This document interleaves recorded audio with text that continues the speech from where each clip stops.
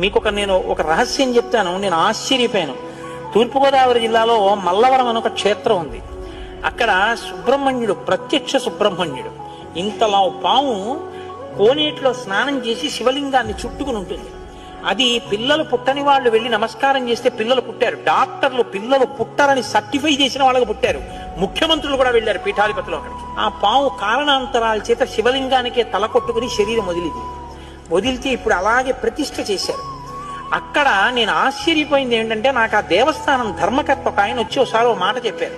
బిడ్డలు పుట్టరు అని డాక్టర్లు చెప్పేసినటువంటి వాళ్ళు సుబ్రహ్మణ్య షష్ఠి నాడు ఈ దేవాలయం వెనకాల పడుకుంటారు, వచ్చి బోర్లా పడుకుంటారు ఆడవాళ్ళు.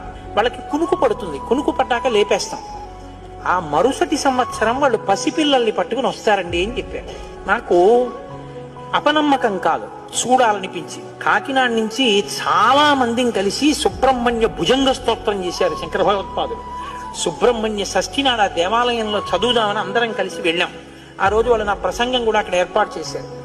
మీరు నమ్మరు, నేను తెల్లబోయానండి. ఎంతంత సంపన్న కుటుంబాల వాళ్ళు బిడ్డలు పుట్టరు అని బెంగ పెట్టుకున్న తల్లులు సంటి పిల్లలతో ఎంతో సంతోషంగా వచ్చి ఆయనకి నమస్కారం చేసుకుని, అబద్ధం కాదు, నేను ఒక రహస్యం చెప్తాను. నేను ఆశ్చర్యపోయాను. తూర్పుగోదావరి జిల్లాలో